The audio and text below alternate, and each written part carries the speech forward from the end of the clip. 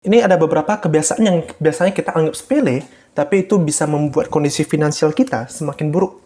Pertama apa? Yaitu adalah kebiasaan buruk menghabiskan gaji. Jadi kebiasaan buruk yang pertama itu adalah menghabiskan gaji setelah kita mendapatkannya. Misalnya nih, gajian kita mendapatkan 2 ataupun 3 juta, langsung kita gunakan habis. Pasti selalu aja ada hal yang buat kamu mau keluarkan uang itu. Misalnya belanja pakaian, sepatu, saudara sakit, dipinjam teman, cicilan, dan selalu ada aja dan tidak ada habisnya. Tips untuk masalah ini adalah tahan diri, disiplin.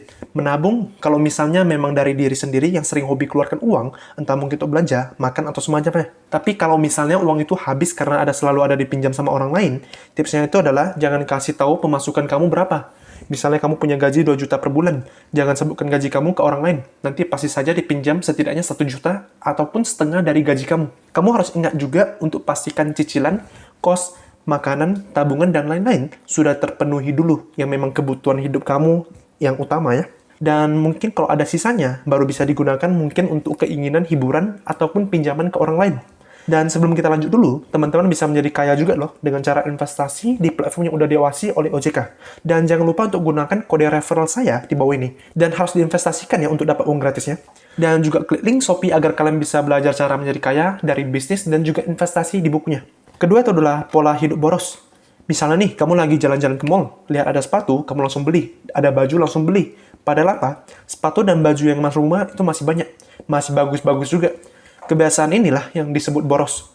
Nafsu keinginan buat belanja ini yang biasanya membuat orang biasa tidak bisa menabung.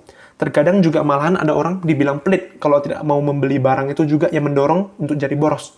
Padahalnya, harusnya kebiasaan yang baik itu adalah menabung, mengumpulkan dana darurat, dan juga beli barang hanya untuk memang perlu aja.